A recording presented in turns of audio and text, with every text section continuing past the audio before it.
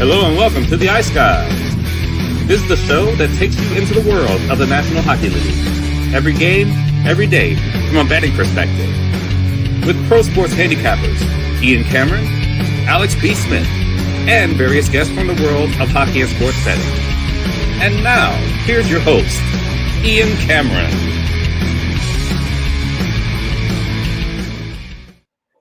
Welcome to the Ice Guys, Thursday, March 27th. Ian Cameron, Alex B. Smith, and Matt Robinson back in the house on this Thursday. A big Thursday slate, a good Thursday slate, as just games galore that are so impactful as far as the playoff race is concerned once again tonight. So looking forward to another great NHL card taking place. What can we say about the run? I mean, we were kind of in the doldrums. We were kind of, moping around here after the Four Nations break because, look, it was struggle city. Struggle bus, big time, coming out of the Four Nations break. But the two of us combined, Alex and I, what a week or so it has been. It's been phenomenal. It's been one winning night after another. I have gone from Thursday last week to Wednesday with last night, profitable day every day. A 1 week stretch of profitable winning nights every night. So it's been obviously terrific. Great to see it after the struggles. I've made it 7 straight winning nights, looking to make it 8 here tonight. It was another phenomenal night last night. There was only a couple of bets that didn't hit. The only ones were Canucks-Islanders draw last night, falls short. I think that might have been it, quite honestly. I'm just looking back at the card. But we'll start there, Canucks-Islanders. It was a terrific hockey game. Last night between those two teams, back and forth it went. Now, it started out slow, and the Islanders had chances, and Bo Horvat's going to have nightmares about Thatcher Demko last night, because Thatcher Demko was outstanding. He robbed Bo Horvat twice in that first period, no question, and kept it scoreless. And then I know in our live group chat, I jumped in on over 1.5 second period and over 3.5 in the full game, because kind of the one thing, that we have noticed lately with the Islanders, especially, as their goals explosions have kind of happened later in the games, and that's exactly what happened. Boy, oh boy, a 5-goal second period after a scoreless first period, 3-2 Islanders at that time, but or 3-2 Canucks rather, and then the Canucks get the only goals in the third period. They shut down the Islanders, and they get a huge 5-2 win. Typical Islanders, and I feel for our guy Nick Earl, who's a big Islanders fan. As soon as they have a chance to move into a playoff spot, they lose in regulation. Spit the bit. Can't get the job done. They lose 5-2 to the Canucks. Couple of those goals, too. Sorokin, not good. I thought the third goal at the end of the second period was a backbreaker. He's got to stop that. That's Derek Forbort. That's not Paul Coffey. That's not Bobby Orr coming in from the blue line shooting that puck. That's Derek Forbort, and it was right under his glove. He should have that. And I think the Teddy Bluger goal that he allowed early in the third period, which got him the hook from Patrick Waugh, he probably should have stopped that one as well. But huge win for the Vancouver Canucks. They're 2-0 without that useless tit known as EP40 for anyone paying attention and anyone keeping track. And I'm not shocked by that. Not in the least. But a big win there for Vancouver to keep themselves afloat and keep pace with St. Louis, who they're trailing for the second wild card spot. We saw the New Jersey Devils take care of Chicago 5-3 last night. Jumped on the Blackhawks early. Lit up the defense, unfortunately, for the Blackhawks in that game. But it was a great game there. We had the team totals. We had the over by Fecta, another great result. And of course, Alex B. Smith keeps his bargain bin special of the night streak going with a little Frankie Nazar finding the back of the net for the Chicago Blackhawks in that game last night. 5-3 Jersey. That's a 2 points they have to get when you're playing a team like Chicago to bounce back after the disheartening loss against Vancouver, and they were able to do that. So the Devils with the 5-3 victory there in that game. And what else did we see last night? We obviously saw just another debacle with the Boston Bruins last night as they get absolutely trounced by the Anaheim Ducks. There's another winner on the ledger, Anaheim, quack, quack. The Ducks on the money line get it done for us. I didn't even mind laying a price with them, because I mentioned they had a winning record as a favorite. Boston's just that bad right now. And that was horrible last night again from the Bruins. They were getting outshot 27-8. 27-8 at one point by the Anaheim Ducks. It's not one of the Stanley Cup contenders doing that to the Boston Bruins. It's the Anaheim Ducks, which shows you how bad things are for Boston.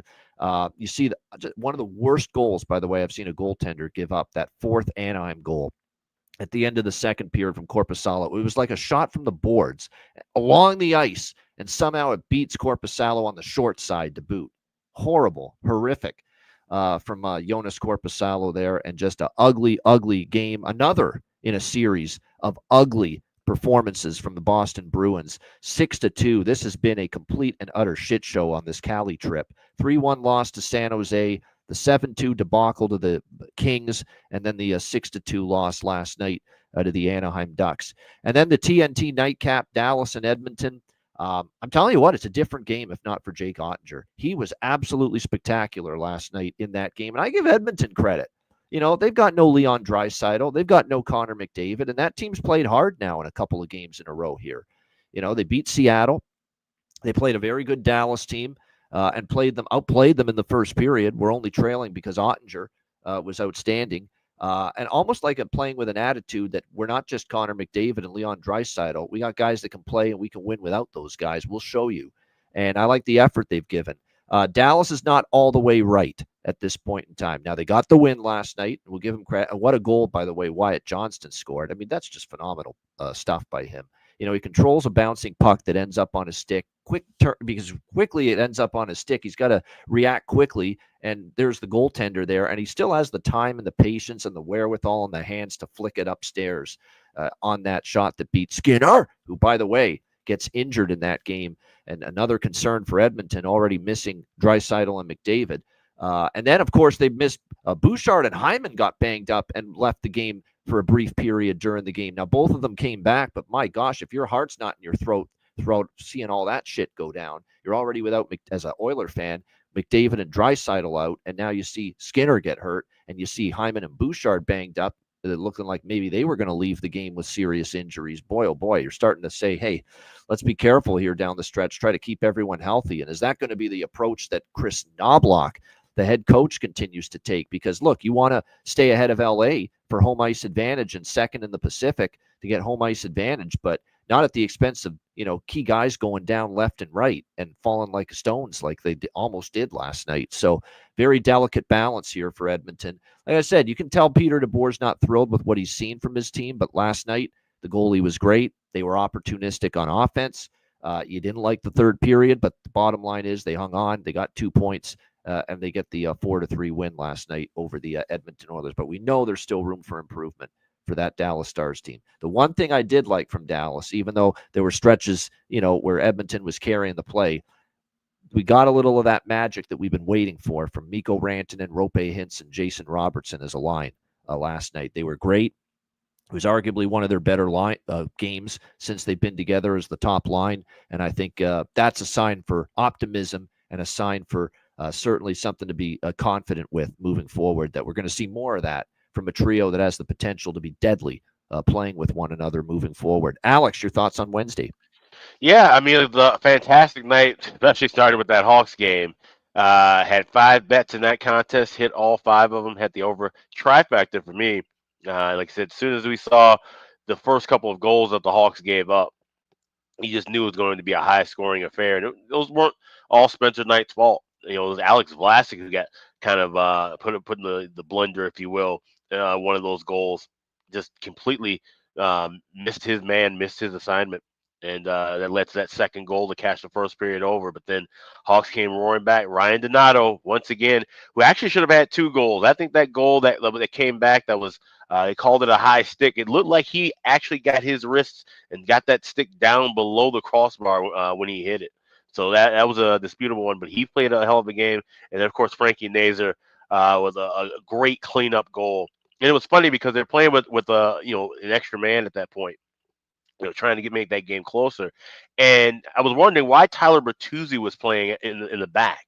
It's like all year long, this is a guy that you'd expect to be playing in the front of the net. Like that's the reason why you think they signed him for 4 years, is to get that net front presence, get that kind of grittiness. But Frank Nazar has really stepped up in that role. He's a guy who's gonna get bigger too. He's only I think he's only 19 or 20, so he's gonna fill out some of his frame. He might be one of those true net front presence guys who could be a disturbance.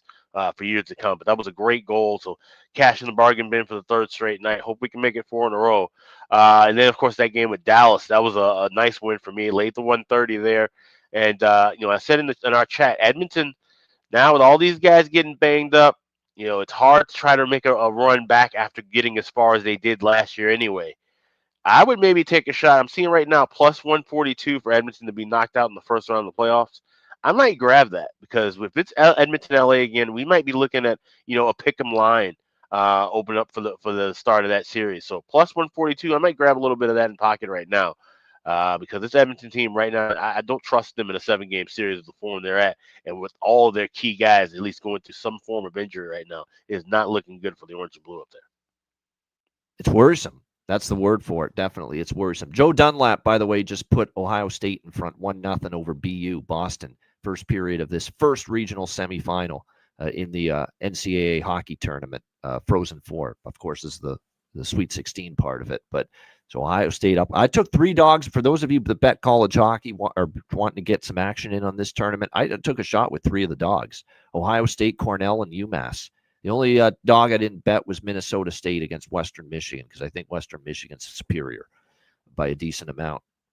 Fade Minnesota schools in this tournament too, is what Alex often says. So when we see Minnesota favored like that over Jimmy Murphy's alma mater, they're UMass, and I know he's cheering hard for UMass.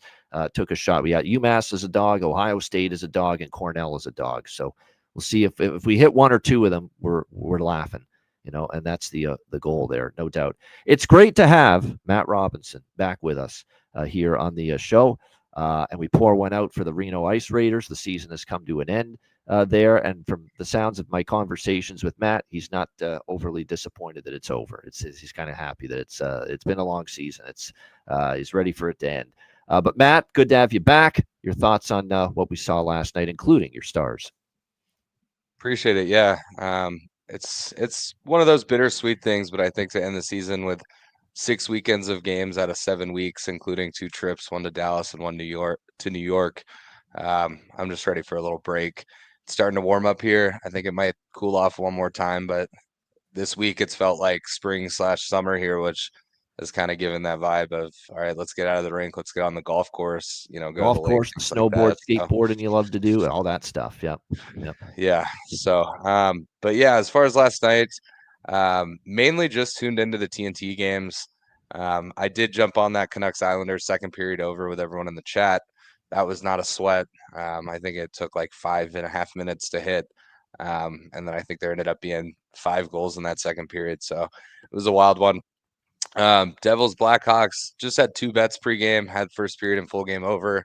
Obviously both of those hit, so that was a nice play for me. Getting those 3 in the first and then kind of cruising to the win there. Good back and forth game. Chicago kind of kept themselves in it, and then New Jersey kind of took the lead late. So good hockey game. And then the Stars Oilers game. Obviously not a great period in the first for Dallas, but again, we talked about it after Monday night's game. Jake Ottinger getting the shutout on Monday. He needs to, after 4 Nations, it wasn't that he was playing terrible. He just wasn't making big saves. His numbers weren't, maybe what you'd like to see rolling into the playoffs. So that shutout, we talked about it. Does that build some confidence, remind him that he can be one of the best goalies in the world when he's playing at the top of his game. So that first period, while I was disappointed to see, Dallas take 2 penalties, kind of lackadaisical with it. It was good to see Jake Ottinger have to make some big saves and show up for them. And then obviously the Wyatt Johnston goal you mentioned was pretty sweet.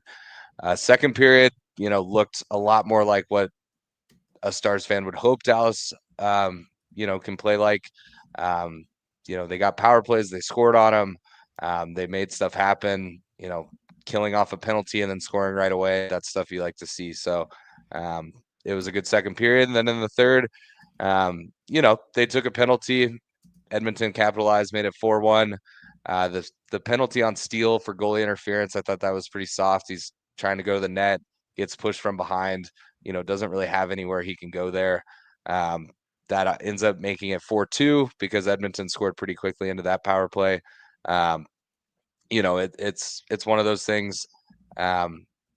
maybe that changes the game if they kill that penalty off there and it's 4-1 with 8 minutes left. Maybe it doesn't get close at the end. So obviously they scored one with the empty net, but 2 points nevertheless. Getting a regulation win on the road against an Edmonton team despite missing a couple key players is still a nice win.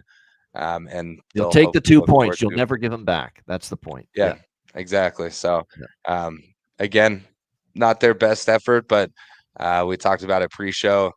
If you can be 7-2-2 in your last 11 games on a 3-game win streak, winning games on the road in Edmonton late in the season, and you're not playing your best hockey, that's not all bad signs, because if things get figured out between now and 3 weeks from now, look out, because if they get that first line rolling, Duchesne's line's rolling, maybe Sagan comes back into the lineup. Wyatt Johnston's been on a tear. That's 3 lines deep, and their fourth line's been one of their better lines these last couple games. So, overall, and I didn't catch any of the Ducks Boston game. It just overlapped between the 2 TNT games, and it wasn't something I was going to go out of my way to watch. But nice to see the Ducks get a big 6-2 win.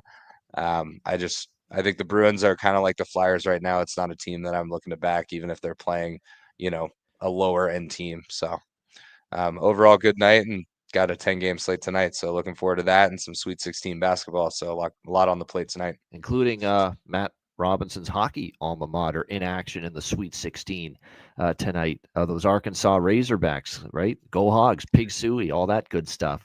Matt Robinson will be cheering them on. And it's a big, a lot of people out of the Dallas area go to Tech or Arkansas. So it's a big kind of DFW area rivalry. So my girlfriend and I actually thought about driving down to San Francisco for the game, because it's only a couple hours away. Ended up it was going to be tough with work and stuff like that, but yeah, we considered going, so it'll be fun to watch tonight. It will be, yeah, no doubt. What a sports day! I mean, opening day of baseball. Yeah. Those people are complete idiots for starting opening day with Sweet 16 and other stuff going on. But I'm not shocked. No wonder their business model's in the tank right now. Yeah. MLB they should have started next week, but that's another story. But nevertheless, it has given us a huge sports day on this Thursday for sure. We have a new sponsor. We'll talk more in depth about them later in the show, Kalshi. We're happy to have them on board. So as a result, we're flipping around our ad and commercial break arrangement on the show starting today. So before we get into today's card and breaking down the Thursday games, we want to mention, of course, the great gear and the merch that you can get at the Ice Guys store. So check it out right here.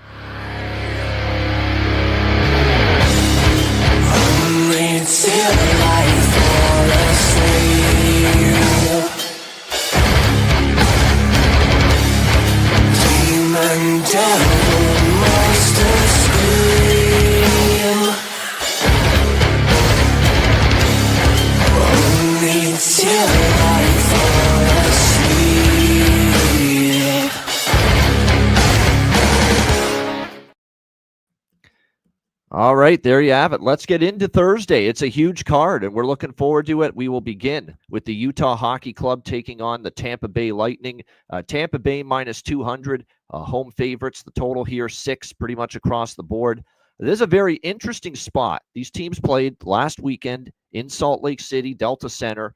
Utah gets the win over Tampa Bay 6-4 in that game, a game where we knew during that day, and that's when I pounced on Utah team total and the overs in that game, was when we found out Andrei Vasilevsky was not starting, and Brandon Halverson was the goaltender of record for the Tampa Bay Lightning in that game, and Utah certainly took advantage of that with the 6-4 win. And now these teams, despite being interconference foes, playing each other just 5 days later here at Amalie Arena in Tampa Bay. The Lightning bouncing back from the 2 losses they suffered at the end of that road trip against Utah and Vegas, thumping the Pittsburgh Penguins 6-1.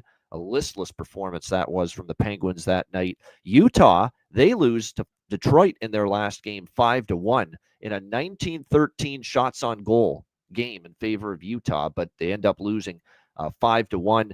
We'll see if they can bounce back. It was one of those weird games where Detroit didn't generate much, but everything that they did throw at the net kind of went in, which was definitely Unfortunate from a Utah standpoint because they didn't play that bad, but certainly was a night where everything was going in for Detroit. Karel Vejmelka has been confirmed as the goalie for Utah tonight. Andrei Vasilevsky, no surprise, in there for Tampa.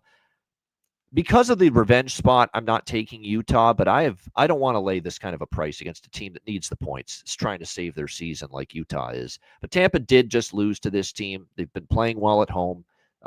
It's a pass for me from a side perspective. I gave the draw some thought, but I decided to stay away from that. There's other draws I like more on this card. I like over 1.5 and 6, though, over by Fecta. Utah's on a bit of an over first period heater again.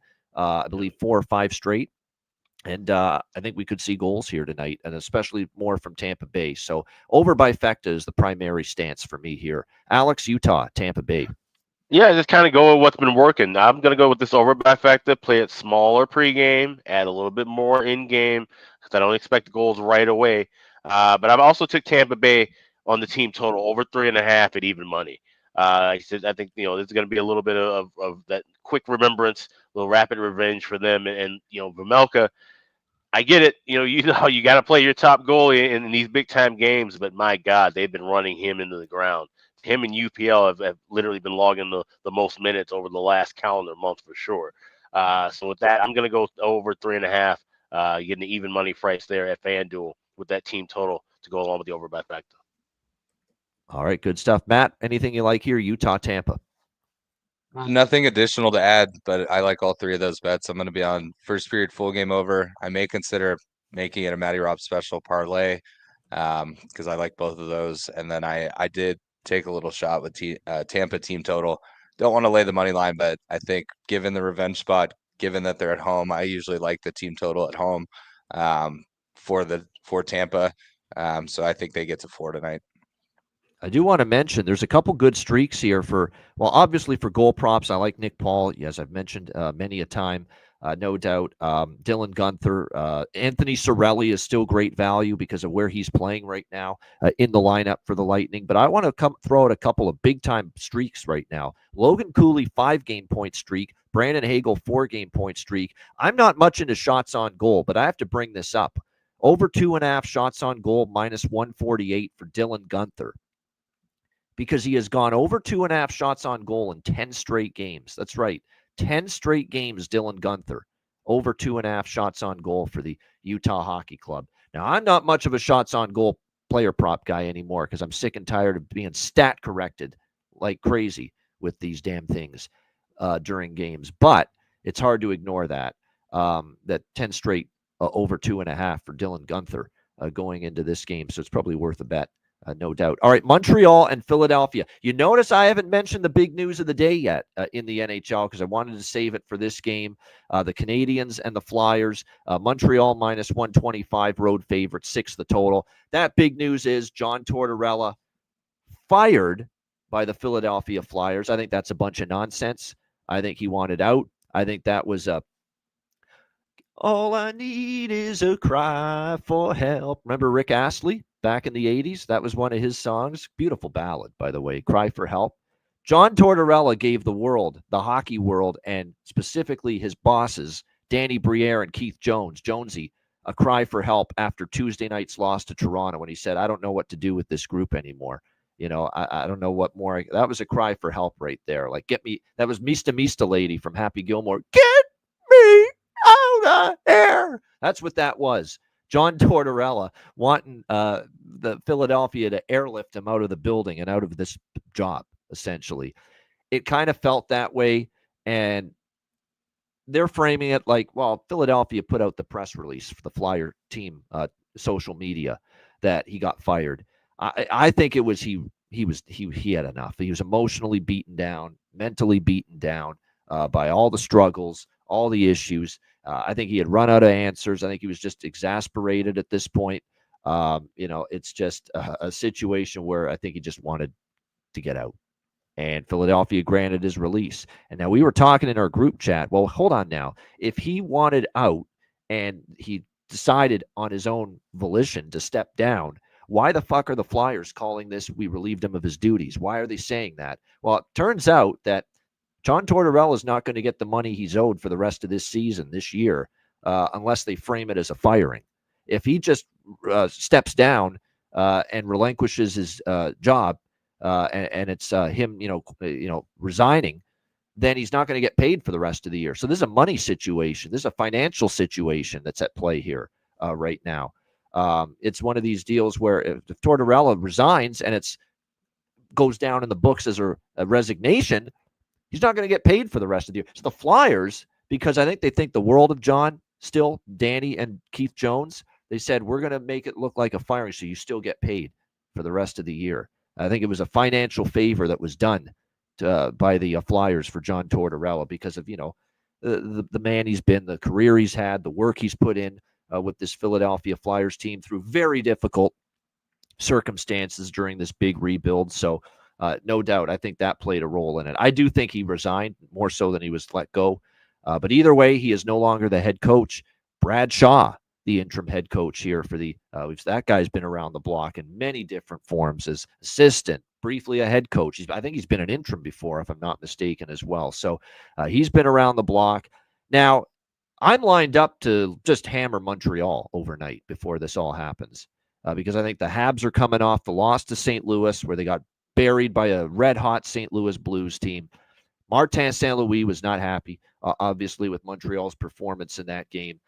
And I figured they're going to bury this Philly team who stink right now, who can't keep the puck out of their own net. They're a sieve defensively. The goaltending is awful.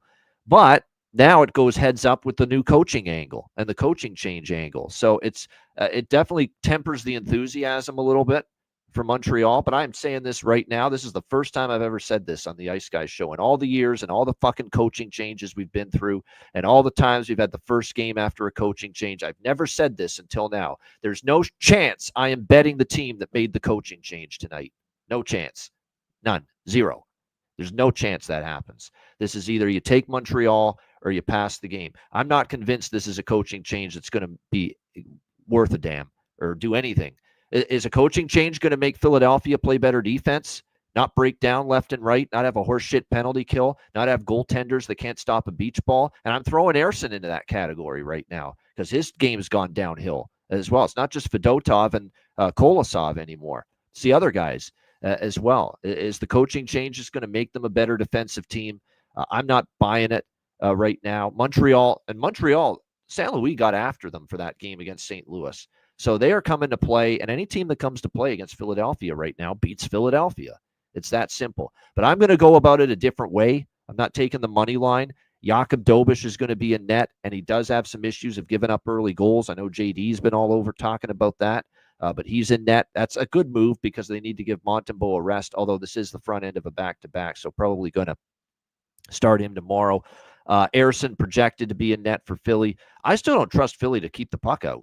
Montreal has scored 4, 9, and 4. Those are the goals they've scored the last 3 times they've played the Flyers. We just saw Philly give up 7 in back-to-back games. So I still like Montreal here, but I like the team total, and that's the approach I'm going to go with. You can get Montreal team total over 3 at minus 120 at BetMGM with the half-goal increment. So if for some reason they only score 3, you get your money back. But that's the way I'm going to go about it. Montreal team total over 3. Minus 120. And I like this over by Fecta as well. If the Flyers are going to show some energy and some juice as a team with this coaching change in this first game after Torts departs, it's going to be offensively. Because I don't know if there's anything they can do defensively to fix what's going on. They're that bad. But I think offensively they could throw some things at Montreal. And look, Montreal's been giving up goals lately as well. So I like the over by Fecta here. As well, over 1.5, over 6, Montreal team total over as well. Alex, thoughts on the game? Thoughts on Torts? Moving on. Yeah, well, we kind of were telling you guys this yesterday and the day before when we were talking about it. Like, this seems to be the beginning of the end for Tortorella. And sure enough, I didn't think it would be this quick though. Yeah. No, I didn't think it would be today. I thought this was going to be shortly after the season ended. But yeah, we kind of just had that feeling like he ran out. Sometimes you run out of shit, and that's just really what happened with Tortorella. And kudos to the Flyers for, like I said, firing him to where I think not only would he get paid for this year, but I think for next year too. He had a year left on his contract, so they will be honoring that as well, and paying that out a lot of franchises would not be doing that. So certainly, so that's like I said, shows a testament to what he's done for the game and throughout the years. Like I said, this isn't all on him. It's not like he did a bad job and this team fell apart because it's his fault. No, it's just the bad hockey team. And they're moving on and they need to go in a different direction. Now, in the interim, Brad Shaw is he's a choice. He's a choice. You look at his coaching pedigree, and I remember him from all the way back when he was a player and an assistant coach with the Detroit Vipers in the IHL, talking about 25, 26, almost 30 years ago at this point now. Yeah, his records with a lot of different leagues and a lot of different teams, not that great. So I'm with you, Ian. I don't think this is going to be a massive coaching bump for the Flyers. I think it's going to just be kind of play out the string for them. So the way I'm looking at this is I have both teams to score in the first period, and that's predicated on also looking at Flyers to score first. Jakob Dobish has given up the first goal in 10 of his 12 starts, so you can get that plus 135 at FanDuel. First Flyers to score first goal of the first period. I also will be on the over by Fecta, but I'm grabbing that in game. I want to try and get somewhere closer to minus $1.10 or even money for that over 1.5. I'd like to get a 5.5, ideally for that full game over. But I definitely think there'll be goals back and forth. And if we can get Flyers to score first goal, then that means we'll be hopping on Montreal live at a plus price as well. All right, there you go. A lot of good looks. Ryan Poehling, I'll throw a prop out there for Philly. Scored against Toronto, and actually Montreal's a former team of his. He was actually with the Montreal organization once upon a time. So there you go. A little Ryan Poehling, a longer shot for the Flyers here tonight. Matt, what do you like in here? Canadiens-Flyers, and what do you think of the dismissal of Torts? Yeah, I think you touched on most of what I would mention. I think, is this a result of Torts being a bad coach? No. Is it just, one of those things where it was time to move on? I saw someone today, that a Flyers fan post that, once they stop seeing Torts have his, mini freakouts on the bench when he disagrees with a call, it was kind of a sign that maybe he was checked out. Maybe it was, time to move on. So I can appreciate firing him, publicly so that he gets paid. I think he'll find another home should he want to continue coaching, which I'm guessing he does. I think somebody will sign him in the offseason. So I think, it takes a certain type of player to play for Torts, but I think when you have that, he can obviously be a really great coach. I think he doesn't always gel with every single player, but I think, based on what I've heard, everyone has nothing but respect for him, and I think he'll land on his feet. So similar to what you said, Ian, I'm not going to back Philly just because Torts is gone. I just, they've just been so bad in so many games recently, lifeless at times. They'll get a little pushback from one guy, and then, their deal look like they're a traffic cone. So, I lean Montreal here. I think I'm going to split it up with Montreal money line and Montreal team total. And then I think Perlo mentioned in the chat, but I do definitely agree. I think Philly's going to play loose. I think Montreal is going to want to play well after the loss the other night. So I like goals in this one. So I think it's a good spot for a first period full game parlay. First period 1.5, full game 5.5. I think we get 2 in the first and at least 6 overall. So that's probably how I'll play this. That and then Montreal team total and Montreal money line split up. I just think they're I think they need the win. I don't see Philly, it's too late in the season to have this big turnaround. I mean, they're not mathematically eliminated from the playoffs yet, but for all intents and purposes, they're eliminated. So I don't expect a big jump. I do expect them to play a little loose. Now their assistant coach is their interim head coach.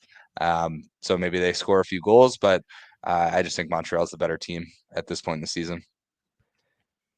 I do. Yeah, I do too. Like I said, that's another thing too. Marty St. Louis, he did call him out. That's why it's Montreal that's coming off a bad game. They're the better team. They're playing for playoff lives. Like, they're coming to play. That's why I still like Montreal, at least in some form here in this game. And they're better than Philly right now. Like, if Montreal's coming off an 8-1 blowout over St. Louis the other night and they're coming in here a little overconfident, yeah, then they could maybe trip up to the Flyers. But I just don't see it, coming off the bad game they had against St. Louis. And then as far as props for this game, couple streaks here. Couturier, 4 games with a point. Suzuki, 4 games with a point for their respective teams, 4 games in a row. Mishkov, 3 games in a row with a point. And does he play with the weight of the world off his shoulders now? Because we know he butted heads with John Tortorella a few times this year, and Torts would sit him down or scratch him. Does Mishkov kind of get things kind of kicked into another gear now that he's gone?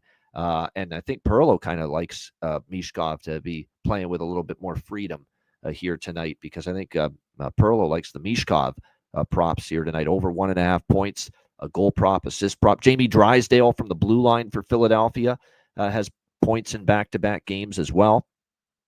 So there's definitely some decent prop options here right now in this game heading into it here tonight. All right, next up, Ottawa-Detroit. This is another one of these big-time games where it's 2 teams battling to be a wild card team, battling to make the playoffs, facing off, going head-to-head. We've got Ottawa minus 135, road favorites, 6 the total here in this game. This is a tough scheduling situation for the Red Wings when you factor in playing Utah and Colorado back-to-back in altitude Monday, Tuesday, and here you are back in Detroit off that 4-game road trip, the back-to-back in altitude with just the one day, and that's the key, the one day between games. That's very difficult for the Detroit Red Wings here going into this game. And to me, this is an Ottawa money line split with the team total. I like the team total for Ottawa more than the money line here, because you can get a better price on that. The bottom line is when the Red Wings lose, they give up 4 goals most of the time, many of the games. So, and I like the value you're getting there with the team total on Ottawa. This ended up being a card where I like a lot of team totals. I don't know how it ended up that way, but it just did. It's just one of these deals where today I like a lot of team totals. And this is Ottawa here, over 3 minus 125 at BetMGM with their, I'll just take the 3 and lay a small price there, minus 125 with Ottawa. With that, split it with the money line. This is another over by Fecta here for me. Detroit's on a bit of a first period over heater once again going into this game. And I can get over 5.5 at DraftKings.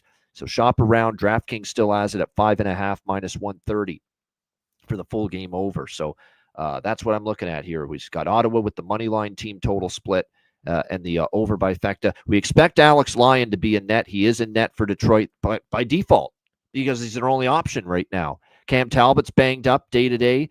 Peter Mrazek got injured, left the game Monday in Utah. So who knows when the hell we're going to see that guy again. You know how Peter Mrazek heals up. You know, it's quick as it gets. Of course, I'm kidding.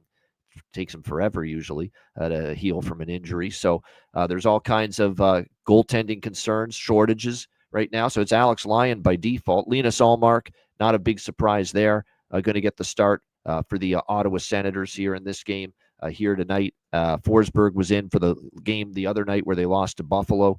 It looks like for Ottawa, good point in the chat. Yep, they are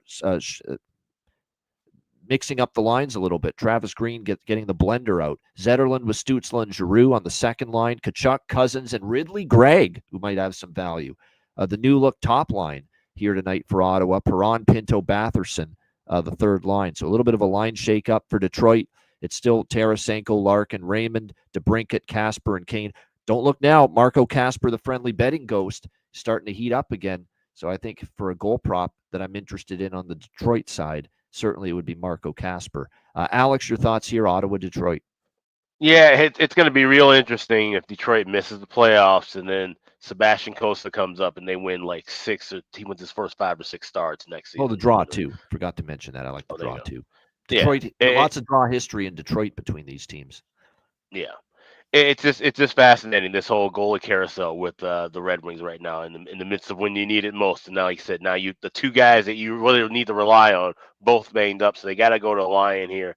And I see goals galore here as well. I like the over by Fecta, but I'm laying the $1.20 with the 1.5 on the first period pregame. I'm gonna wait and try and get that 5.5 down at a cheaper price or a plus price in game. So that's the way I'm splitting that up.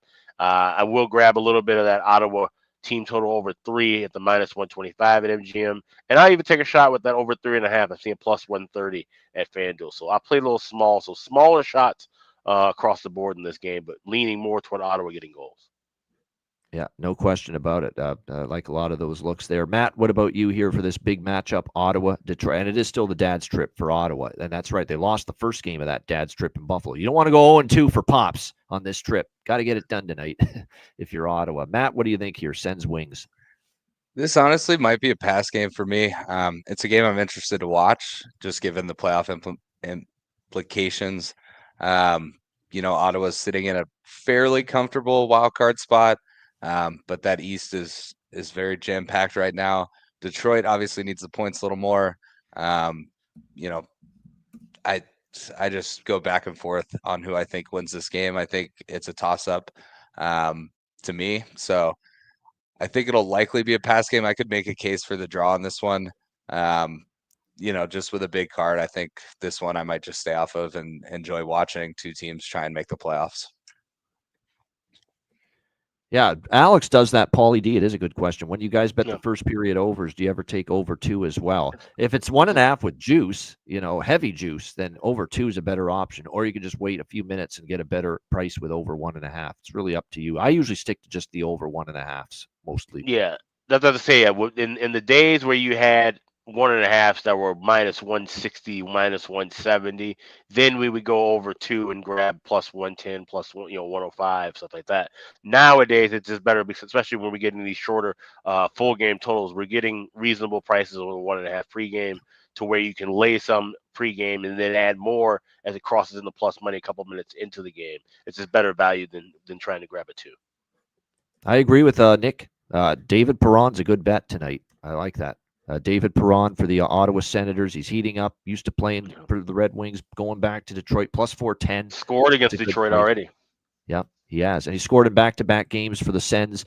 How about I got to bet Austin Watson? I have to. Plus 1,100. The guy has scored in back-to-back games since he's rejoined the team. It's ridiculous. I mean, what the hell? Let's see if he can ride the wave again. Austin Watson, of all people, looking for his 3rd straight game with a goal for the Detroit Red Wings. Yeah, definitely going to. And like I said, Casper and the players I mentioned earlier, I think worth looks as well for props here in this game. All right, Pittsburgh Buffalo, playing for exercise, as we like to say at this stage of the year. Buffalo minus 135, home favorites, 6 the total in this game. Buffalo, 3 straight home wins, and they were all better teams than Pittsburgh.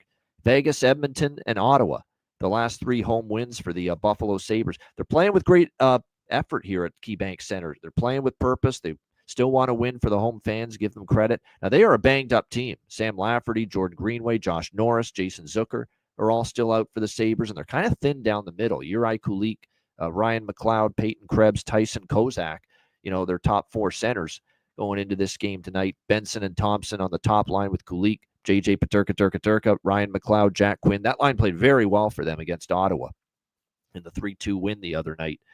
But I don't want to go against Buffalo. They're playing good hockey at home. I'm not laying minus 135, though, with them either. Pittsburgh coming off an embarrassment in Tampa, 6-1. Maybe they show up, play better, and maybe, I would actually lean to the Penguins a little bit, but I don't want to go against Buffalo here at home.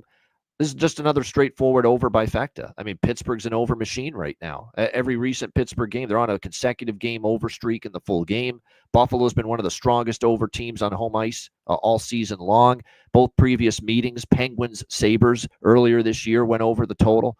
Wash, rinse, repeat. I hate to be repetitive. Another over by Fecta look for me here. Pittsburgh and Buffalo, over 1.5 first period, over 6 full game. And we're in one of these phases, guys, right now, where it's high-scoring hockey right now. Last night, tons of goals in many of the games. The Tuesday night, there were more overs than unders. I mean, eventually, we're going to get it going the other way, and there'll be more some unders again. But right now, the last few nights, I mean, I've had a lot of goals going in.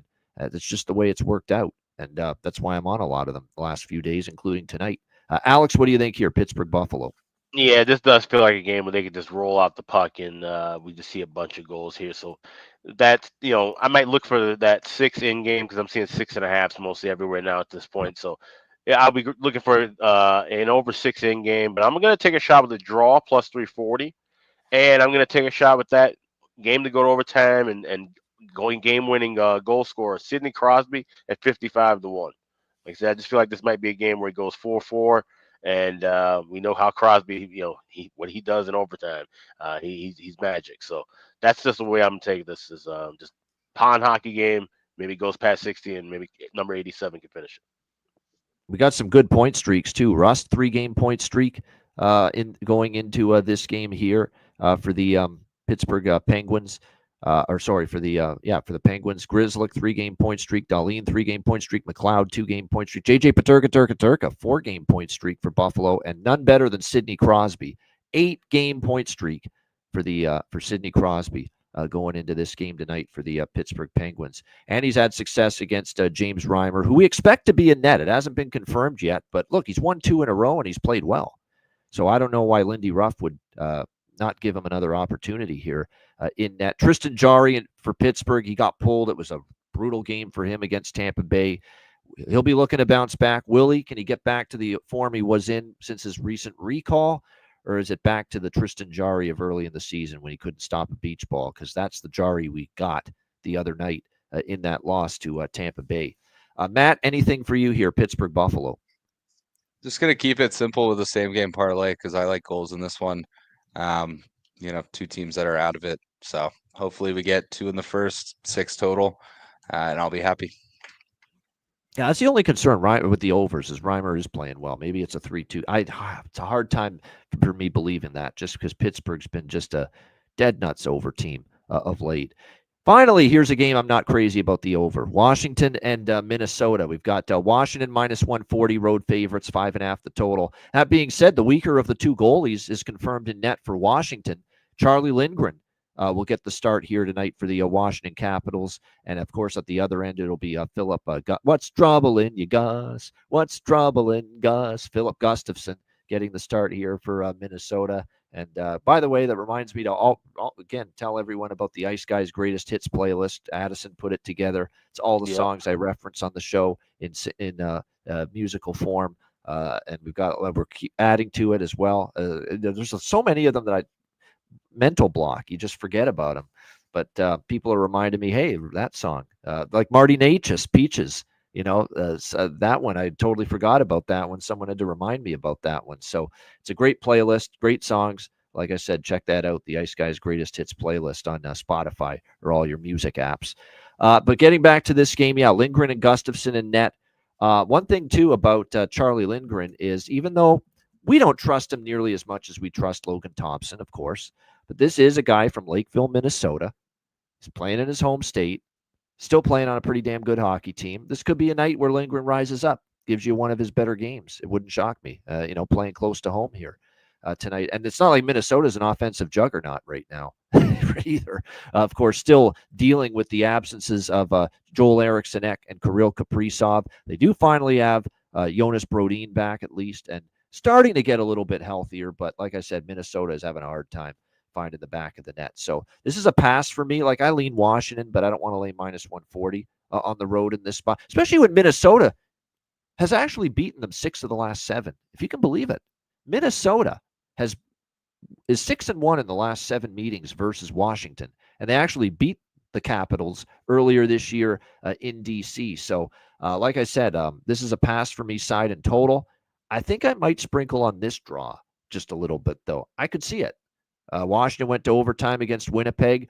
Minnesota, against good teams at home, took Colorado to overtime at home recently at XL. They took the Rangers to overtime recently at XL. I think the draw could get there. I think there's reason to believe we might get this game past regulation here. Alex, what do you think? Capitals, Wild. I agree with that. This is definitely a game that fits into the draw season category. Minnesota is hanging on for dear life in the playoff race, where Washington's kind of sitting comfortably. So they're 2 boats passing in different directions. Plus 330, you can grab that at FanDuel. I definitely would take a shot with that. And also looking at OB props. This is another game where we're getting decent prices. Of course, not getting the $9.50 for the live last goal. We're seeing right now plus 850, still decent, and plus 120 for anytime goal scorer. So go right back to the well. Anytime goal scorer and last goal scorer for Ovi, and then the draw plus 330. 5-game point streaks for Ovi and Protus, by the way, entering this game tonight. And by the way, the prop that I like the most goal prop wise, Mangiapane. Andrew Mangiapane here for the Washington Capitals. 3 straight games with a goal. We took him against Winnipeg. He scored again. He's feeling it right now. He's got the hot stick right now for the Washington Capitals. Andrew Mangiapane. And again, a good price with Mangiapane to score tonight for the Caps. You can get him upwards of plus 500. So a really great price there for him here tonight in this game. Matt, what do you think here? Capitals Wild. This will likely be a pass for me as well. It's obviously an important game for Minnesota. I think if, excuse me, if you get Minnesota, sorry, if Getting all Minnesota choked takes up, the, you're going to croak on air. We don't want that. Hang in there. Get it if together. if Minnesota takes an L tonight, and let's say Calgary beats Dallas in regulation, I guess it doesn't matter on that front. The wild card looks a lot different. Calgary would have 2 games in hand. They'd be, 2 points back. You've got Vancouver in the mix. Utah's sticking around. I think Minnesota knows if they continue to drop. I know we talked about it after the game on Tuesday that, could they miss the playoffs? Absolutely. I think it becomes really real if they lose tonight to Washington at home. So that's what makes me want to pass on this game, because I lean Washington. But I do think, Washington's sitting in a driver's seat, basically just with Winnipeg to see who gets the President's Trophy. They've got a game in hand and a point in hand. I could see overtime in this one, but I'm a little worried. Like, if I take Washington, Minnesota finally shows up and plays a good game. If I take Minnesota, then what I sort of expected to happen, Washington will win, an easy game. So I'm going to stay off it. It's an interesting game. I think I'll tune into it. Maybe there's some live opportunity if there's some good pace to it. And the total drops down to 5, maybe jump on that. But I think pregame, I'm going to pass on this one and just maybe enjoy it. Yeah, nothing wrong with that. Nothing wrong with that. Just the draw for me pregame. Maybe we get involved live, but like I said, nothing for me pregame other than the draw here in this one. All right, next up, we continue along here. We've got St. Louis and Nat. Again, with these fucking 2 teams against each other, it's like the 3rd time in like the last week and a half between these 2. Boy, oh boy, talking about not spreading things out. But St. Louis, minus 135, road favorites. The total in this game, 5.5, pretty much across the board here. Look, I said St. Louis is rolling for its Blues or pass, but minus 135, it's okay price. But the better bet is, look, if St. Louis is going to win, how are they going to win? They're likely going to win by scoring 4 goals, because that's exactly what they've done in every game during this 7-game win streak. They have gotten to at least 4 goals in every game during this win streak. Nothing more to do. St. Louis team total over. And I can't believe the price on this. I mentioned this on the show I was on. I'm do Jimmy the Bag and show Betting with the Bag every Thursday. And I mentioned liking the Blues team total over. I could not believe I could get it over 3 plus 100 at BetMGM. Over 3 plus 100. Even money. Over 3 team total St. Louis, and they've scored 4 goals or more in 7 straight games. So that's just the better value to me. You can take the minus 135 if you like, but I just like the team total over 3 plus 100. I prefer that. Definitely the much better value. And again, St. Louis wins. We often expect them to score 4 goals, especially against a team like Nashville that's had a hard time, especially head-to-head against the Blues, keeping the puck out of the net. That's another thing, too. St. Louis has scored 4 goals each time they've played Nashville this year. Not only have they scored 4 or more in 7 straight games, they've scored 4 or more in each game against Nashville this year. So if it ain't broke, don't fix it. Alex, what do you think here? Blues, Preds. So I split it up. I went Blues regulation. I got plus 110, and then I went with that team total over 3 as well. I got even money over at MGM. You can also go, and Grant Clarkson's a great idea, taking that over 2.5 as a parlay piece. So if you want to tie that in with another favorite you like, or just something you're parlaying tonight, that's a really good place to start. I'm seeing minus 165, 160 for that 2.5. So I might do that. I might make a couple parlay bets tonight using that as a piece. And there you go. Jonathan likes the full game puck line and the alternative minus 2.5 puck line plus 350. Just different ways to go about it. But a lot of us probably like the Blues in some form. It's just a question of, do you like money line? Do you like regulation? Do you like puck line, alternative puck line, team total? It's just so many ways to go about it. I don't love the full game over this time. St. Louis and Nashville have been a strong over series, but the last couple have stayed under, and it's because Nashville hasn't scored. They haven't done their part. So I trust this more. Screams 4-1 St. Louis. Again. Yeah. Like exactly. Yeah. No question. Yeah. Matt, what do you think here? St. Louis, Nashville. I'm just keeping it simple with St. Louis team total. I think, they're obviously on a bit of a tear right now. I don't know how they've gotten to play Nashville 3 times. It's a pretty good scheduling spot Timing's for been them. great for it. Rack up the Yeah, 2 points. Yeah. yeah. I mean, on this win streak, they've played a couple on the cusp playoff teams, but majority of their games have been against these low end, already out of it type teams. So, hey, they didn't decide the schedule this week, so they got to play the games that they're scheduled for. So, I think they continue. Could Nashville play a good game at home for once and get the win? Maybe. So I'm just going to keep it safe and take St. Louis team total over 3.5. Yeah. As far as goal props, 2 in a row games with a goal for Kyrou and Tessier for the Blues. As far as there's a lot of point prop producers. Won't you be my neighbor? And yes, the actual Mr. Rogers, It's a Beautiful Day in the Neighborhood, which is the song with that Won't You Be My Neighbor lyric. It's actually in the playlist. So there you go. Enjoy that. It's good. It's a little nice. It's a feel-good song. It makes you puts a smile on your face when you listen to it. The great Fred Rogers, rest in peace. Watched him as a kid with that show. All right, Robert Thomas, 3 straight games with a point. Bolduc on a 4-game point streak for the Blues as well. Forsberg for Nashville, 5 games in a row with a point. Jordan Kyrou, and of course our guy Holloway. Dylan Holloway on an 8-game point streak right now for the St. Louis Blues. So if you bet on Holloway, you took some time to celebrate. You definitely have been lately betting on that guy. Just outstanding. And sickening to Edmonton fans is watching Broberg and Holloway just absolutely play phenomenal hockey for the Blues the last few games. Guys that were both members of the Oilers. So they got it rolling. They've got it humming right now, St. Louis. They're scoring. Binnington is shutting the door. Their defensive game has really improved quite a bit. And I don't even mind that Joel Hofer's in net tonight instead of Binnington. Joel Hofer's been good lately. Really. You look at Joel Hofer here, the last few starts. Saros, by the way, will start for Nashville. But Joel Hofer's given up 1 goal in each of his last 3 starts. 5-1 win against Minnie. 4-1 win against Nashville. He already shut him down once. 4-1 against Chicago. So he's done terrific for the Blues. I think he kind of feels like with Binnington on an absolute heater, it's time for me to pick my game up. I got to try to carry the water a little bit with how good my battery mate, Jordan Binnington's been playing. So Joel Hofer, give him credit. He's played well here these last few starts for the St. Louis Blues. All right, we roll along here on this Thursday. We've got Dallas in action again for Matty Robinson. More Stars hockey tonight for him to watch as they take on the Calgary Flames.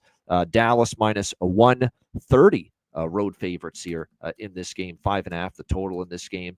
I don't love this spot for Dallas. They always struggle with Calgary. It's always a tough game for them against Calgary, it seems.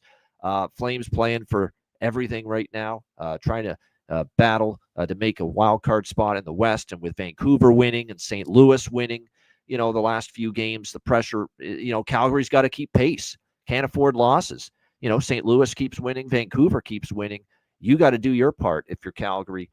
I don't know if I'm going to take Calgary, though, but I lean that way. It is going to be obviously Casey DeSmith in net for the Dallas Stars on the second night of back-to-backs. But beware, he's played pretty solid for the Dallas Stars throughout the majority of the season. Hungry like the wolf, not a surprise. Dustin Wolf is going to get the start here for the Calgary Flames in this game. He's been terrific. We talked about the numbers and how he's been better statistically than even Jacob Markstrom with a better blue line last year that he had in front of him. So, what's weird is that Calgary's gone over in 3 straight. Wolf's in net, and I kind of lean over still at 5.5 because Dallas-Calgary's been one of those weird series where a lot of high-scoring games. Can't figure out why, but you go back and look at all the recent head-to-head Stars-Flames, way more overs than unders. So I do lean a little bit. Not my favorite over on this card, but I do like a little bit over 5.5 here, and I like this draw. This is definitely one of my favorite draw bets. On the card, Calgary went to overtime against Seattle. Dallas went to overtime or shootout 4 straight games. The last 2 they haven't, but still 4 of the last 6 Dallas games have gone past regulation. They nearly let Edmonton tie it, and we were that close to overtime last night between the teams. So the draw is a really good bet here. I'd not be shocked in the least if we see this game go past 60 minutes. Maybe my favorite draw on the board. Alex, what do you think here? Dallas, Calgary. Yeah, this is my favorite draw on the board. This is the first draw that I bet. I grabbed this earlier. I got plus 325, which is still available at BetMGM. Like I said, Dallas had been on an absolute run of games past regulation, and I had a feeling. It's funny. I had a gut feeling last night that they weren't going to go past regulation. And I still laid the 130. I could have gone regulation money line with that game in the Stars. I liked that spot, but that was predicated on I figured, okay, they take care of business in Edmonton. This game could be a little bit tougher, and then with Wolf and Ned as well. Said the Smith's been playing fine. I think this may be a game. I don't know. You see, like the over 5.5. I'm still a little torn on that total. I could see this being maybe 2-2 or 3-3, but I do like the draw here plus 325. Yeah, this is not my favorite over. I mean, I bet it because of the series history, but it could be an under 2. It wouldn't shock me either if it stays under 5.5. But because of more overs than unders in the series, I went with it. But like I said, there's overs I like more than this one. I like the draw more than anything here in this one, no doubt about that. I do want to point out, too, Dallas beat Calgary the 2 previous meetings. They were both in Dallas. One was 3-2. That was Vladar in net, actually, that night for Calgary. They did face Wolf, and it was early in the year. I think it was back in November in Dallas, and Dallas actually put a 6 spot on the board against Dustin Wolf. It was probably one of the weaker games Dustin Wolf's had. He hasn't given up 6 goals very often. Dallas was able to pump him for 6 earlier this year. So we'll see if that success continues. Yeah, he might remember that. Exactly. I think he's in a little bit of a better form too, and a little more experience and games under his belt, experience. He's got his confidence now. May not be as easy this time around. Better rotation. He's in a true number 1 rotation now, where at that point in time they were still kind of going 1A, 1B, giving Vladar a little bit more of the start. So yeah, no doubt. All right, Matt, it's your team. How do you see it for them tonight? Dallas, Calgary. Yeah, I think this will be an interesting game. Obviously, a tough spot with the back-to-back, but I mean, Edmonton to Calgary is a 35-minute flight, so it's not like a big travel day. No change in time zone, so that doesn't really bother me too much. And honestly, Casey DeSmith has been lights out in his last 5 or 6 starts. Most recently, that overtime shootout loss to Tampa Bay. Dallas didn't really have any reason or deserving this of being in a shootout. Where they actually had a chance to win when they scored the first 2 against Vasilevsky. But anyway, I think he had 38 saves that game, or something crazy like that. So DeSmith has been playing lights out. I think Ottinger's been playing well. DeSmith is trying to prove, hey, if we get in a tough spot in the playoffs, or Ottinger goes down, or he has a tough night, that I'm fully capable of winning hockey games with this team as well. So, typically early in the year, I'd be like back to back, Casey DeSmith, and, I'd feel pretty off about Dallas. I don't think I'm going to take a shot with the money line or anything like that. I think if anything, as far as Dallas goes, it would probably be a team total over. I think I'm seeing it at like plus 125 for over 3.5. If they are going to win this game, I think they get to 4 goals. They've been doing that pretty consistently lately. So that's definitely something. As far as total goes, it's tough because I think, you mentioned Wolf has, traditionally played well, had a tough game against Dallas in his last start against them. So maybe he wants to play well. DeSmith hasn't been giving up a whole lot. This could be a game with 35 shots aside and ends, 2-1, 3-1, something like that. So don't love the overs in this one either. I think, Harley props are worth a look. I think Harley to get an assist is still like plus 120. It seems like he's chipping in every single night. So that price might is ride with ridiculous. something It just like doesn't that. get adjusted. It's insane. You're just still getting a great price on that. Yeah. And I mean, I think I saw him to get a power play point, which could be a goal also, plus 250. And I feel like when they do score on the power play, they're moving it around pretty well.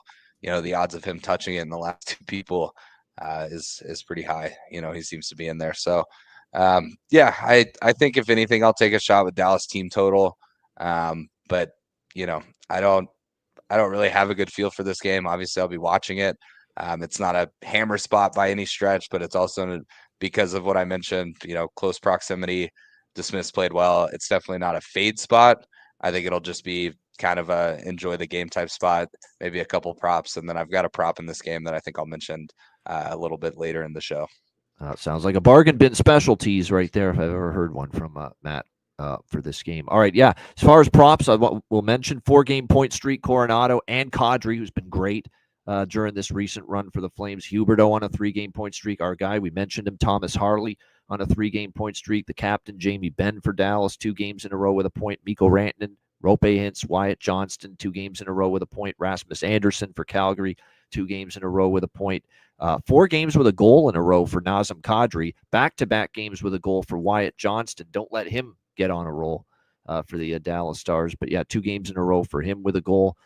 So there's a bunch of good streakers there to look at as far as props tonight in this Flames and stuff. I like Coronado. Coronado's the one I think that's got the most value. But Kadri's been great.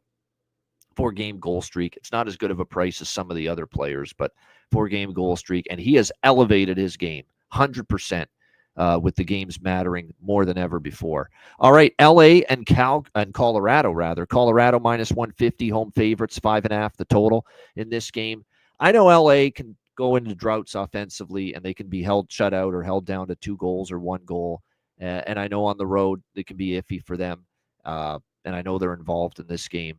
But Colorado at 5.5 at home is too low for a total, in my opinion. It's too low. And actually, it's backed up by, believe it or not, series history between the Kings and the Avs. Because if you actually look at what we have seen between these 2 teams head-to-head, Los Angeles versus Colorado, 5-4-1 to the overs, nothing huge.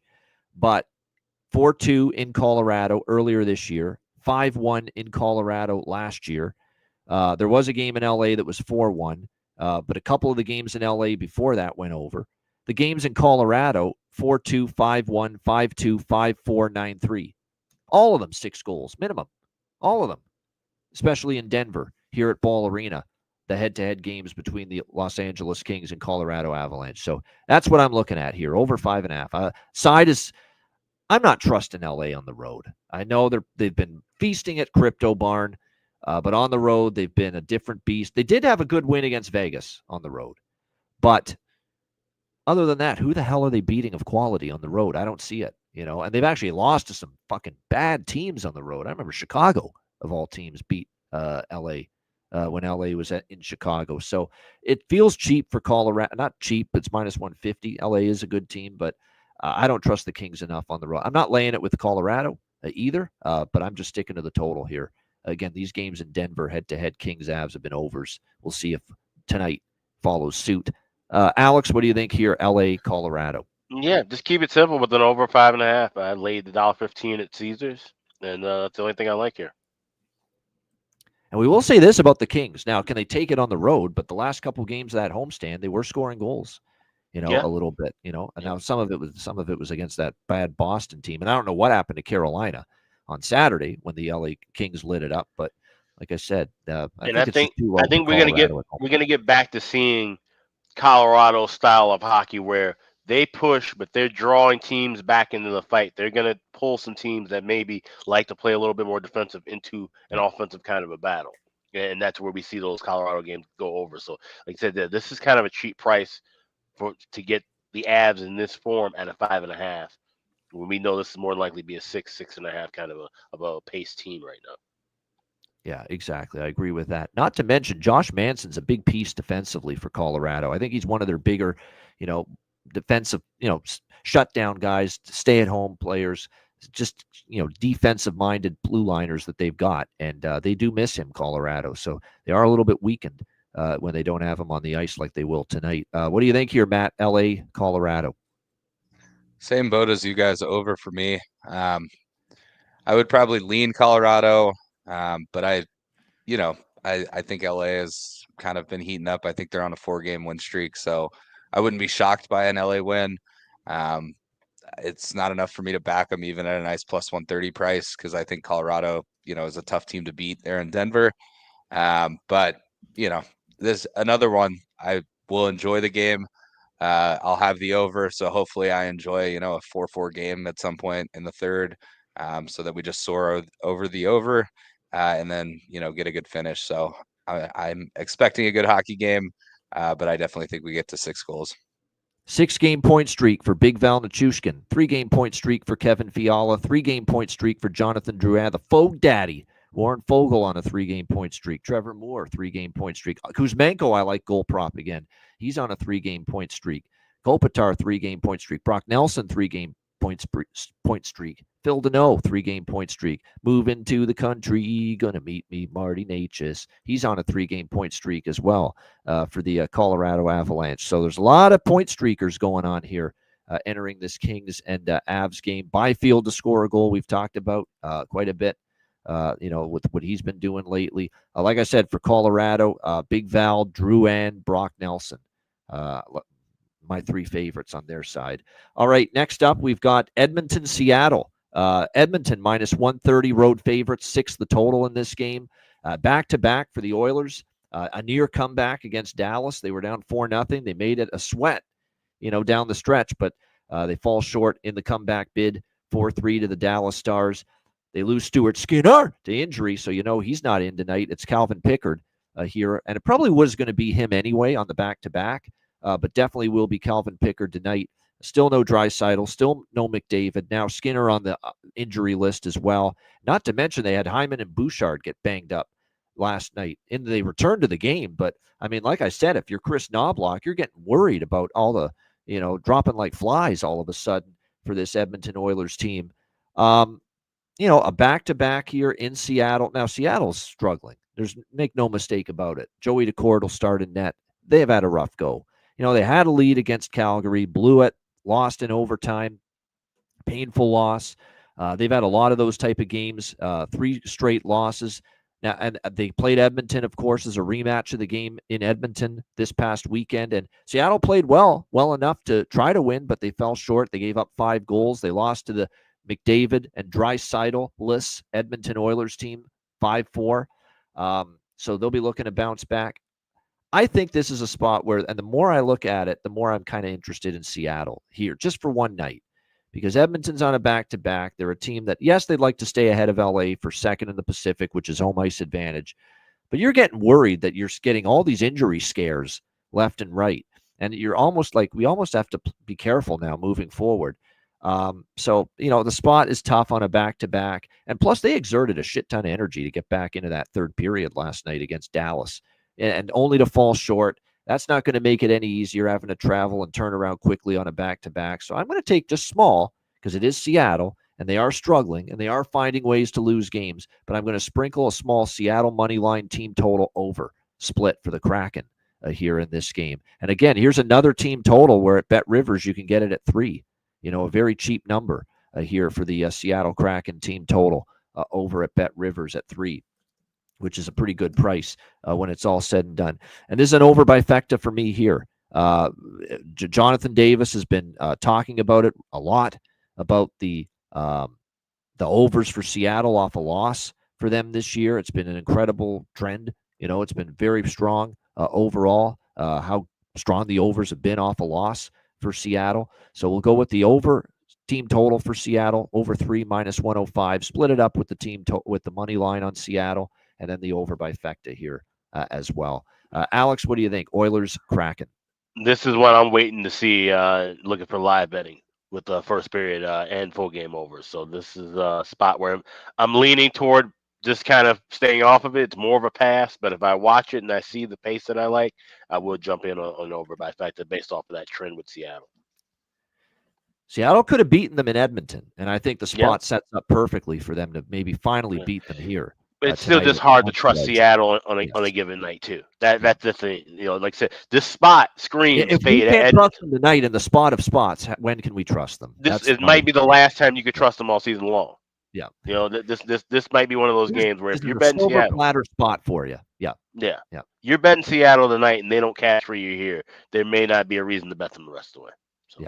Yeah, because they couldn't have asked for a more glorious spot for them and a more dubious one for the tired, road weary opponent coming in after last night.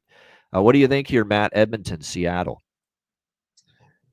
Yeah, I would lean Seattle here. I don't know if it's worth taking a shot at plus 110 for me. I think something I might be interested in, just given that it's a back-to-back spot for Edmonton.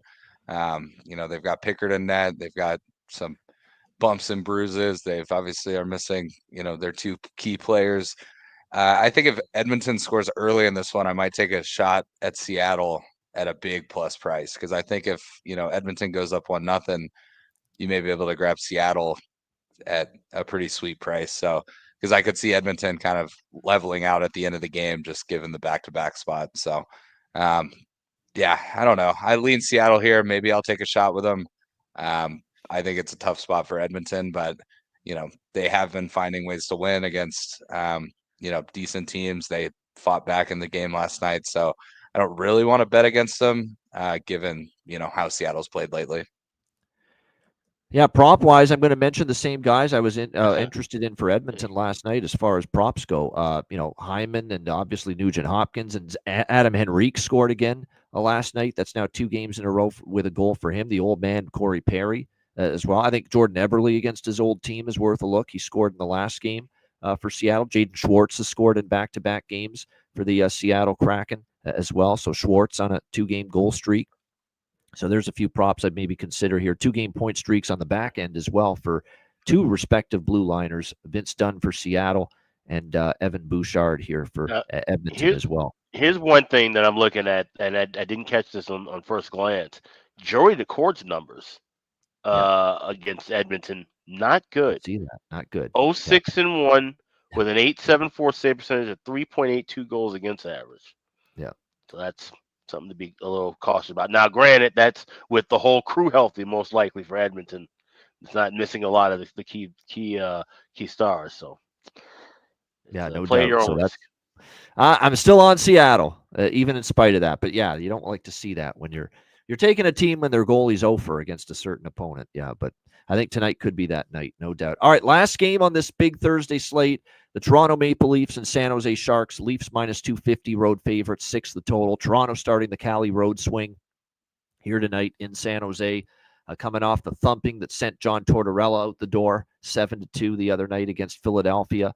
We'll see if you're Toronto, the last time you were on the road, you had that great first period against Nashville, and then you just laid an egg in the last 2 periods, and you lost a game you shouldn't have.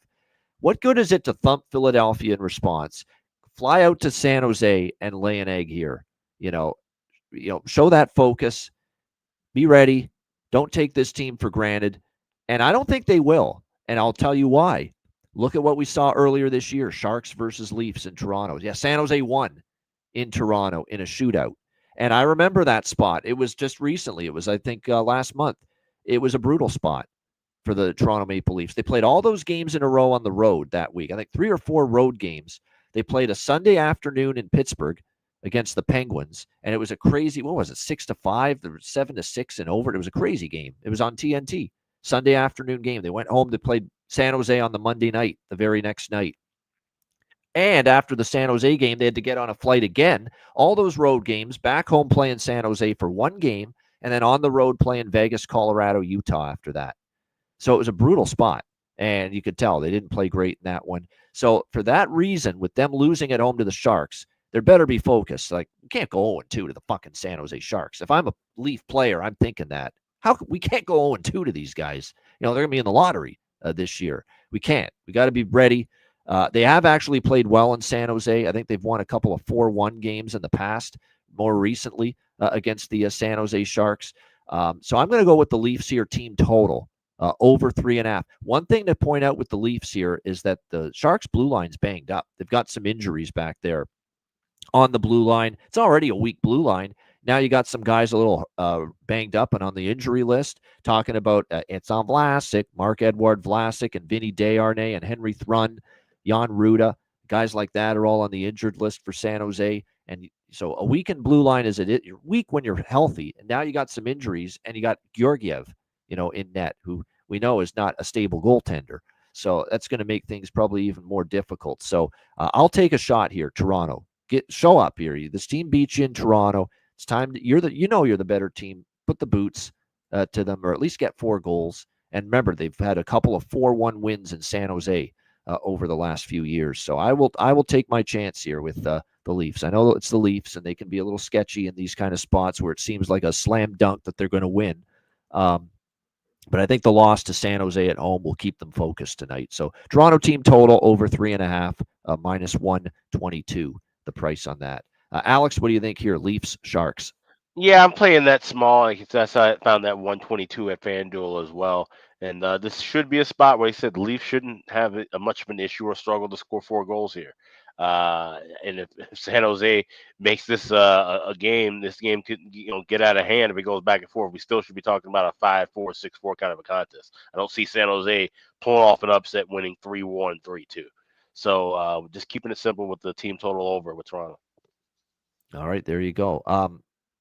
You know what? I'm going to dabble in the over by effective as well here, and there's only one reason for that, and it was the stat that was thrown out there. And he's LJ from H-Town. Met him when I was down in San Antonio a few years ago for the Pub Sports Radio event. Great person, great guy, phenomenal, and very nice, and like does good work handicapping. Really dives into stats and trends. The Leafs are on a crazy run as far as road games, first period and full game over. You go and look at the Leafs, every recent road game for them. It's crazy with the first period full game overs for Toronto on the road.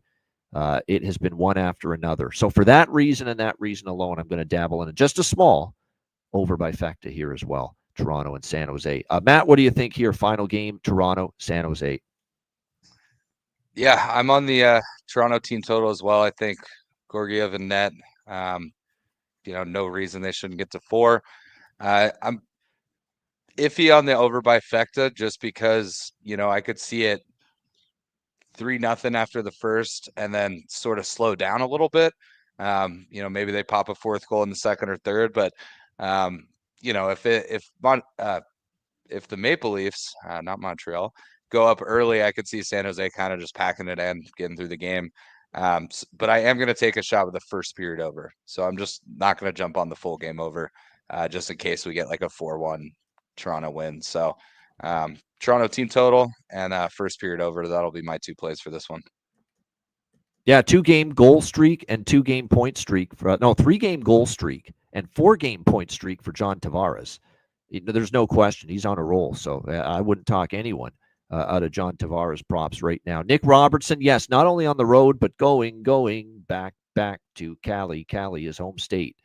Nick Robertson. So, this might be the night. And you're right, scored more of his goals on the road than at home. So maybe it's a night for him to strike and find the back of the net here for the Toronto Maple Leafs. Georgiev confirmed. Joseph Woll, by the way, projected to be in net. Not a surprise. They go back and forth, Stolarz and Woll. It was Stolarz against the Flyers.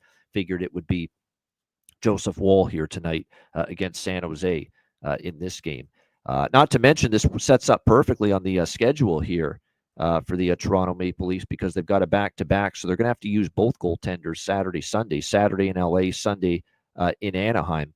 No doubt about that. Be interesting to see if maybe they give Woll the LA game and maybe a rare time they start one goalie back-to-back so that they can save Stolarz for another one of his former teams, Anaheim, on Sunday night. So be interested to see what Craig Berube does with his goaltending over the weekend. All right, shout out to everyone in the chat. Hit the like button. We appreciate it very much.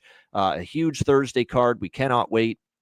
A big sports day, MLB opening day, NCAA tournament, Sweet 16 gets underway tonight, and a great NHL card, no doubt, with more pivotal games as the push for the playoffs continues.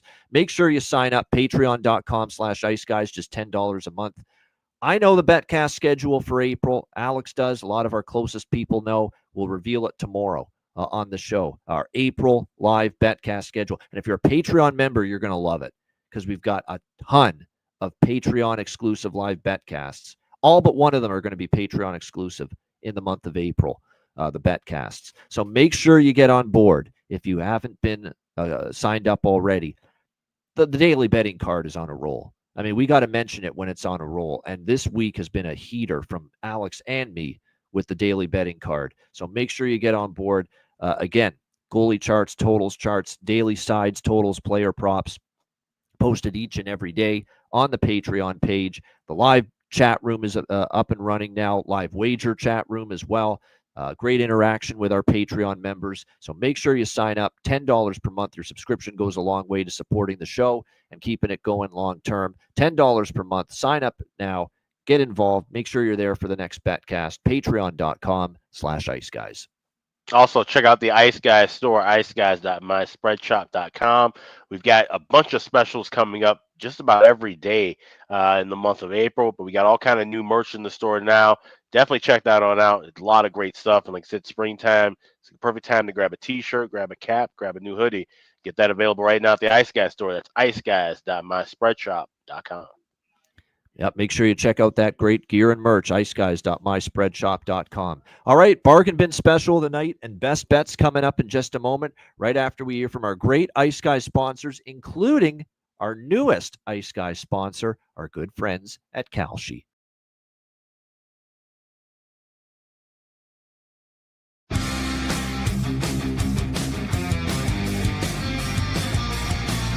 Support for the Ice Guys podcast is provided by Boston Hemp Incorporated, Tailgaters Social, and a big thank you to all that subscribe to the Ice Guys Patreon page.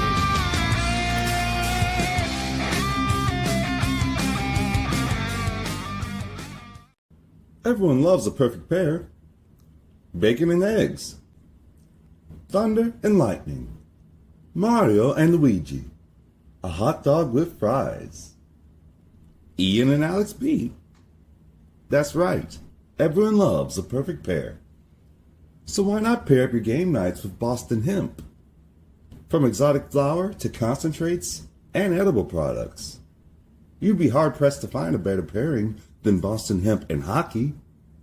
Check them out today at bostonhempinc.com. That's bostonhempinc.com. Boston Hemp Incorporated, the official smoke sponsor of the Ice Guys. Void where prohibited by law. Not available outside of the United States. Must be 21 or over to obtain products.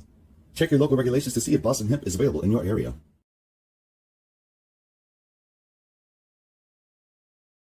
Hey, Ian, I got to tell you about this app I've been using lately called Kalshi.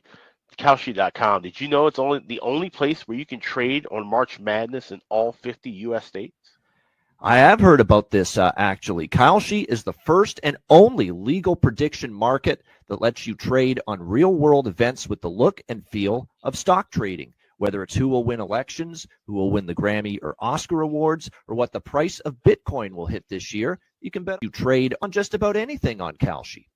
With over 1 million users across all 50 states and over $1 billion worth of trades, Kalshi is an absolute game changer. And with March Madness coming to a close, baseball about to get in the full swing, playoffs on the horizon in hockey and basketball, now's the time to sign up to trade with Kalshi today. Sign up at kalshi.com/iceguys, and the first 500 traders to join and trade 100 contracts, you will get a free $10 credit added to your account. So don't miss out on all the action. Join Kalshi today at kalshi.com/iceguys. That's kalshi.com/iceguys.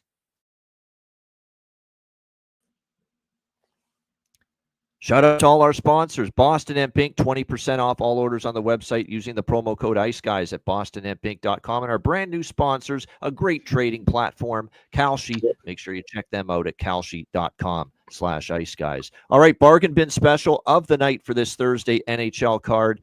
Alex, I mean, the pressure's on, man. This is it. I mean, this is the run, the streak. Can you run it for one more night, Phil Collins style? Give me just one more night, because I can't cash forever. Yeah, I hope you can. Alex, what do you got? I think we got a good one, and it's taking place right up the street here at XL Energy Center. You got Washington taking on the Minnesota Wild. I'm looking at Connor McMichael. You get a goal here, and you can get him at plus 320, anytime goal scorer. I got a feeling he might be able to get more than one, so I might take a little dabble on the 2+ goals as well. But we're just going to keep it simple, try and keep this streak rolling. Connor McMichael, anytime goal scorer, plus 320 for the Washington Capitals. That's my Thursday bargain bin special. All right, Connor McMichael, plus 320. Washington Capitals, bargain bin special of the night for Alex B. Smith. Matt, what do you got for bargain bin?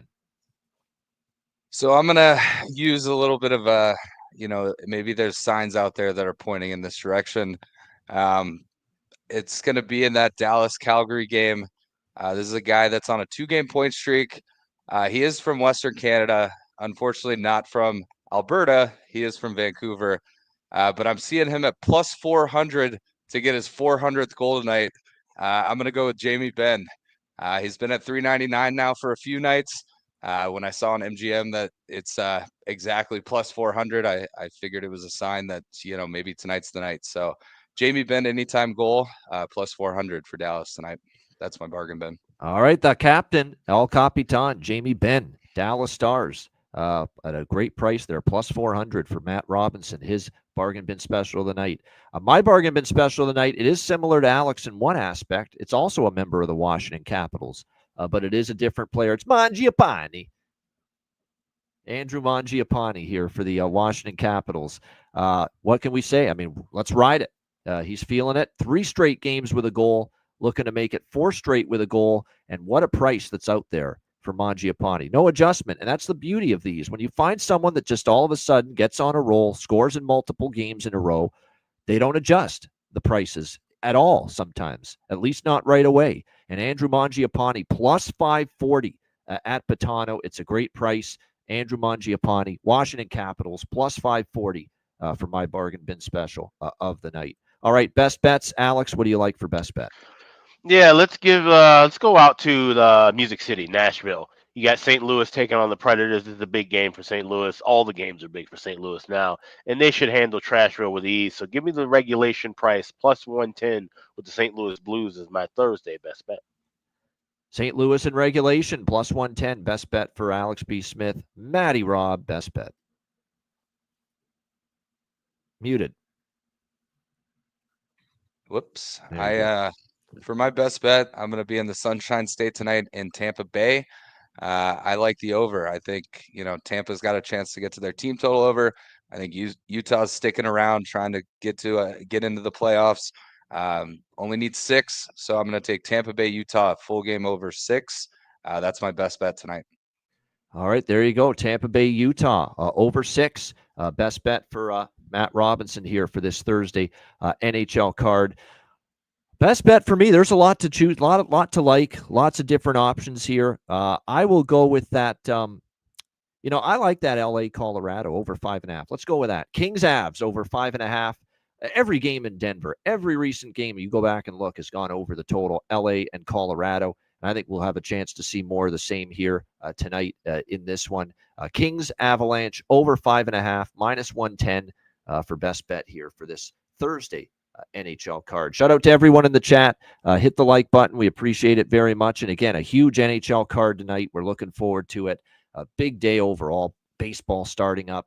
Of course, we've got the NCAA tournament, Sweet 16 basketball tonight. What a day. Great day to be a sports fan. Great day to be a sports bettor as well. And we know all of you guys are certainly in the chat as well. Great stuff. Hit the like button on the way out. And again, we thank our great new, and I just saw Adley Rutschman hit a home run. That's a plus 600 home run prop for yours truly. Hell yeah. Wow. Okay. Baseball season nice way to start the baseball Adley season. Rutschman, fellas, he owns Barrios. He can't get him out. And that's why we bet it. And what a price it was. It's better price than that. Actually, there might have been $750 if I'm not mistaken. Hell of a price on that. Wow. Good stuff. Nice. Telling you what, not just a hockey guy. Just putting it out there. Right. We're making dough in other sports too. Don't you forget it. Dub Club. You know where to find me. Good stuff. Shout out to everyone in the chat. Hit the like button.